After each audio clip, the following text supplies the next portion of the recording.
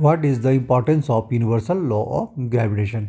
सबसे पहले universal law of gravitation समझते हैं क्या होता है। ये होता है कोई भी दो ऑब्जेक्ट के बीच में जो फोर्स ऑफ अट्रैक्शन क्रिएट होती है, that is called universal law of gravitation. और ये अगर ये हमारा अर्थ है तो ये मून है, और अगर ये सन है तो सभी एक दूसरे को खींच रहे हैं।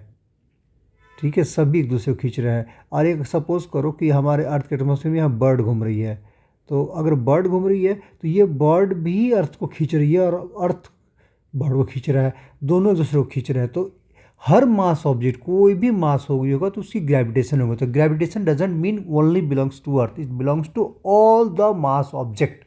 हर किसी का अपना ग्रेविटेशन होता है।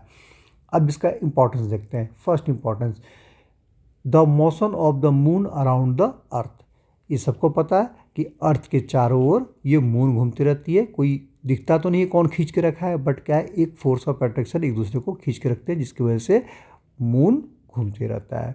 The motion of planets around the sun, और यही रीज़न है सन के साथ भी। सन के चारों ओर सारे प्लैनेट्स घूमते रहते हैं। तो वो क्यों घूमते हैं? ये फोर्स ऑफ अट्रैक्शन कौन सा है यहाँ पे? ग्रेविटेशन फोर्स की वजह से। होल्डिंग एटमॉस्फेयर अराउंड द अर्थ, आपको पता है ना, मून है, मून में क्या है? मून का एटमॉस्फेयर है? नहीं। देखिए, आपका जब मून में हम पास गए तो क्या था, पूरा ये बादल ऐसा कुछ नहीं दिखा, वहाँ ब्लैक दिखाई देता है। क्यों? क्योंकि यहाँ का एटमॉस्फेयर मून के अट्रैक्शन पावर के इतना तो है नहीं, इसको खींचे रखे, तो ये क्या है, यहाँ से इवोपरेट हो गया, कुछ भी नहीं है यहाँ पे। लेकिन ठीक उलट हमारे अर्थ पे क्या है, हम लोग के बादल है, ऊपर गैस का लेयर है, ये क्या है, इसकी ग्रेविटेशनल फोर्स की वजह से सबको ये खींच के अपने पास रखा है। तो क्या करता है कि होल्ड एटमॉस्फेयर अराउंड द अर्थ।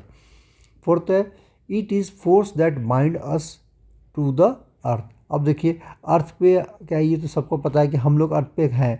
यहाँ पे ये कोई पेड़ है, ये बस चल रही है, या आप खड़े हो, ये सब कोई हम लोग अर्थ के सरफेस पे ही हैं। अगर हमारा ग्रेविटेशन फोर्स नहीं रहता तो पता चल रहा है कि हम तो स्कूल जाने के लिए इधर निकले और हम लोग इधर जाना था, इधर मूव कर गए, कोई मिलता नहीं, कोई भी बाइंड रहता नहीं, तो सब अलग अलग होते चले जाते।